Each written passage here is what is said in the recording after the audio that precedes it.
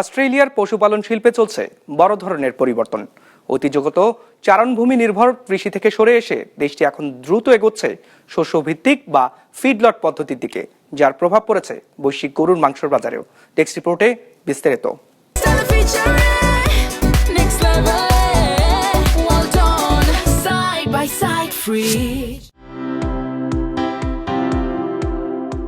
অস্ট্রেলিয়ার new south ওয়েলসের বিস্তীর্ণ মাঠ জুড়ে সারি সারি গরুর শেড, ছায়াযুক্ত প্যানের ভেতর হাজার হাজার ব্ল্যাক অ্যাঙ্গাস গরু। এদের কারো ওজন 400 কেজি, কারো আবার 500, কেউ পৌঁছে গেছে 600 কেজির কাছাকাছি। স্বাভাবিকভাবে চারণভূমিতে এত দ্রুত ওজন বাড়া সম্ভব নয়, কিন্তু শেডের ভেতর দানাদার শস্য খাবার খাওয়ানোর পদ্ধতি বা ফিডলেটে মাত্র 90 দিনের মধ্যে গরু প্রস্তুত হয়ে যায় রপ্তানিযোগ্য মানে। 10 বছর আগেও অস্ট্রেলিয়ার বেশিরভাগ খামার ছিল খোলামেলা চারণভূমি নির্ভরশীল, কিন্তু এখন পরিবর্তনটা স্পষ্ট। চাহিদার চাপে দ্রুত বেড়ে উঠছে দানাদার শস্য খাদ্য খাবার শিল্প। ফিডলেটে থাকা গরুর সংখ্যা 5 বছরে 10 লাখ থেকে বেড়ে 15 লাখে পৌঁছেছে। আগামী 2-3 বছরের মধ্যে এই সংখ্যা ছুঁয়ে ফেলবে 20 লাখ।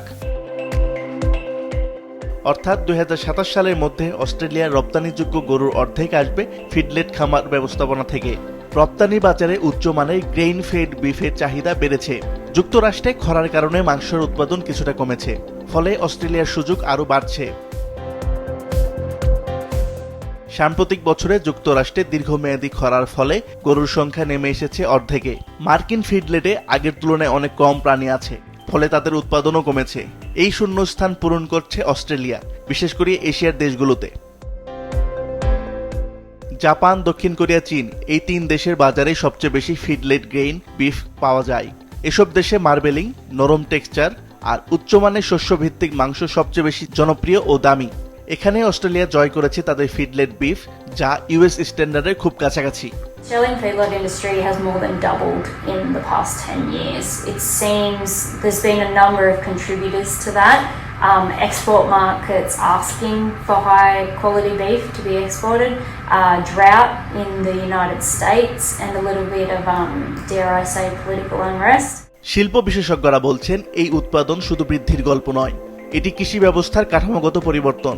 ফিডলেট পদ্ধতি খরা, বৃষ্টি, আবহাওয়ার অনিশ্চয়তা এসব থেকে তুলনামূলকভাবে কৃষিকে রক্ষা করে।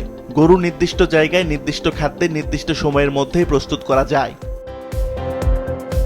তবে বিতর্কও আছে। প্রাণী কল্যাণ, পরিবেশগত চাপ, শস্যের উপর অতিরিক্ত ব্যবহার নিয়ে প্রশ্ন তুলেছেন অনেক পরিবেশবিদ। কিন্তু শিল্প মালিকদের যুক্তি, বিশ্ববাজারে উচ্চমানের মাংসের চাহিদা কমছে না, বরং বাড়ছে। তাই ফিডলেট মডেলই এখন মাংস শিল্পের ভবিষ্যৎ। আসিফ আল আমিন, মাছরাঙা, নিউজ শো।